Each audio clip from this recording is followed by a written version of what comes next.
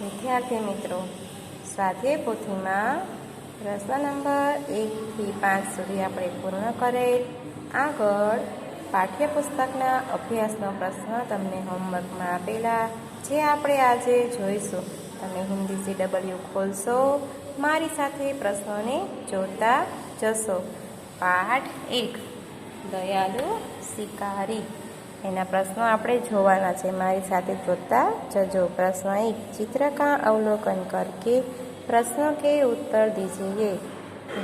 प्रश्न 1, इस चित्रपाठ में किस पशु की बात है?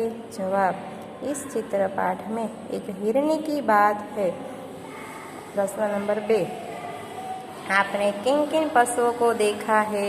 जवाब, मैंने इन पशुओं को देखा है. गाय, बैल, भैंस, बकरी, घोड़ा, हाथी, कुत्ता, बंदर, बिल्ली, ऊँट और गधा देखा है. प्रश्न नंबर 3, जंगल में कौन कौन से पशु देखने को मिलते हैं?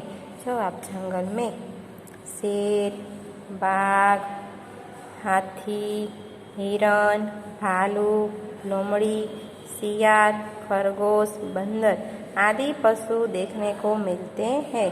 प्रश्न नंबर 4, चित्रपाठ के आधार पर शब्दों की सूची बनाइए. जवाब, शिकारी, दयालु, हिरनी, जंगल, बंदूक, निशाना, गोली, टांग, शावक, आंसू, पशु, अस्पताल. प्रश्न नंबर 5, चित्रपाठ के आधार पर चुने गए शब्दों को लेकर वाक्य बनाइए.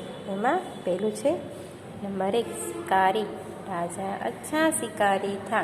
दयालु. नंबर 2, दयालु. सविता दयालु लड़की है. नंबर 3, हिरनी.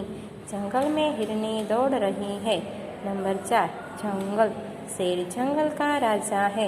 नंबर 5, बंदूक. शिकारी के पास बंदूक थी. नंबर 6, निशाना. तुमने सही निशाना लगाया. नंबर 7, गोली निशाने पर लगी. 8, टांग. बंदर की टांगें लंबी होती है. 9, शावक. शावक अपनी माँ के पास बैठा है. नंबर 10, आंसू. माँ की आँखों में आंसू थे. नंबर 11, पशु. गाय दुधार पशु है. नंबर 12, अस्पताल. यह शहर का नया अस्पताल है. प्रश्न 2, चित्र के आधार पर निम्नलिखित जैसे प्रश्न पूछकर दयालु शिकारी कहानी बनाइए. एमा प्रश्न नंबर 1, पहले चित्र में हिरनी क्या कर रही है? जवाब, पहले चित्र में हिरनी दौड़ रही है. प्रश्न 2, हिरनी जंगल में क्या क्या खाती होगी? जवाब, हिरनी जंगल में घास और पेड़ पौधों के पत्ते खाती होगी. हिरनी का दिखावा कैसा है? जवाब, हिरनी दिखने में मोटी ताजी थी. प्रश्न नंबर 4, हिरनी का शिकारी क्यों करना चाहता था? जवाब, हिरण का मांस खाने के लिए शिकारी उसका शिकार करना चाहता था. प्रश्न 5, गोली मारने के बाद शिकारी ने क्या किया? जवाब, गोली मारने के बाद शिकारी हिरनी के समीप गया. 6, हिरनी के समीप जाकर शिकारी ने क्या देखा? जवाब, हिरनी के समीप जाकर शिकारी ने देखा कि उसकी टांग में गोली लगी है और उसने एक शावक को जन्म दिया है. नंबर 7, हिरनी को शिकारी कहाँ ले जाता है? क्यों? हिरनी को शिकारी पशुओं के अस्पताल में ले जाता है क्योंकि वह उसका इलाज कराना चाहता है. प्रश्न नंबर 8, शिकारी ने हिरनी के साथ कैसा व्यवहार किया? क्यों? शिकारी ने हिरनी के साथ दयापूर्ण व्यवहार किया क्योंकि उसकी दशा देखकर शिकारी को दुख हुआ. प्रश्न नंबर 3, वर्ण के आधार पर अधिक से अधिक शब्द बनाइए. एમાં ઉદાહરણ આપ્યું છે. ખ, ખરગોશ, ખત્મ, ખાલી, ખાના. ટ, ટકશાલ, ટક્કા, ટખના, ટમટમ. ડ, ડકાર, ડકેતી, ડગ, ડગમગ. મ, મકડી, મકર, મધુર, મક્ષિકા. ભ, ભગત, ભગદડ, ભગદા, ભગોડા. હવે તમે હિન્દીના CWમાં તમારે અભ્યાસ પૂર્ણ. હવે સ્વાધ્યાય આપણે આગળ જોઈશું.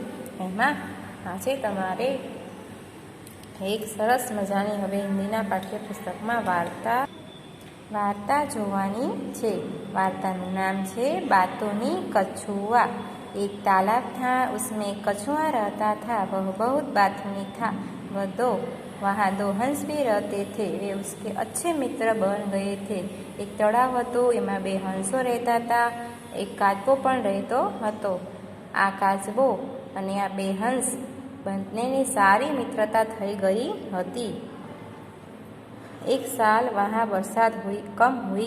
तालाब का पानी सूखने लगा। हंसों ने कछुए के साथ दूसरे तालाब पर आने का निश्चय किया। હવે અહીંયા એક વર્ષ વરસાદ ઓછો થાય છે એટલે પાણી બધું સૂકે છે તળાવનું, એટલે કાચબો અને હંસોએ નક્કી કર્યું કે હવે આપણે બીજી જગ્યાએ જતા રહીએ। તેઓ લોકો આવું નક્કી કરે છે। एक लकड़ी ले आए और उसका एक सिरा अपनी अपनी चोंच में पकड़ लिया। बीच का भाग कछुए ने अपने मुंह से पकड़ लिया। हंसों ने कछुए को कहा, भाई तुम रास्ते में बोलना मत, बोलोगे तो लकड़ी मुंह से छूट जाएगी और तुम भी नीचे गिर पड़ोगे। दोनों हंस कछुए को लेकर उड़ने लगे। હવે તેમણે શું કર્યું? બે હંસો એક લાકડી લઈ આવ્યા। બેએ પોતાની ચાંચમાં લાકડીનો એક એક છેડો રાખ્યો, તમે જોઈ રહ્યા છો, અને વચ્ચે કાચબાએ લાકડીને મોઢાથી પકડી લીધી। હંસોએ કાચબાને કીધું, રસ્તામાં કાંઈ બોલતો નહીં, નહીં તો તું પડી જઈશ। दोनों हंस कछुए को लेकर उड़ने लगे। रास्ते में एक गांव आया। गांव के लोग इस प्रकार कछुए को लेकर उड़ते हुए हंसों को देखने के लिए जमा हो गए। लोगों को देखकर कछुए से चुप न रह गया। उसने बोलने के लिए मुंह खोला। હવે એક આવું દ્રશ્ય જોવા માટે ગામમાં બધા લોકો ભેગા થઈ ગયા કે હંસો અને કાચબો એક લાકડી દ્વારા ઉડી રહ્યા છે। હવે આવું ગામના લોકો આ દ્રશ્ય જોવા બધા ભેગા થયા ને, એમાં કાચબાથી બોલ્યા વગર રહેવાનું જ નહીં, એટલે કાચબાએ પોતાનું મોઢેથી બોલવાનો પ્રયત્ન કર્યો। उसी समय लकड़ी उसके मुंह से छूट गई और वह जमीन पर गिर पड़ा और वह मर गया। જોયું ને બાળકો, આ કાચબાને બધી જગ્યાએ બહુ બોલવાની ટેવ હતી, અને એ જ ટેવ આજે એને નડી અને પોતે નીચે પડી ગયો અને મરી ગયો। એટલે જ્યાં જેટલું બોલાય તેટલું જ બોલવું।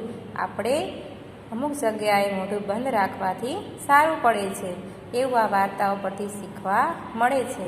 હવે તમારે આ જ હોમવર્કમાં સ્વાધ્યાય પોથીમાં બાતોની કછુઆ વાર્તા છે તે વાંચવાની છે। પેજ નંબર તમે જુઓ છો કે આ સરસ મજાના વાર્તા છે। 7 નંબરના પેજ ઉપર બાતોની કછુઆ વાંચવાની।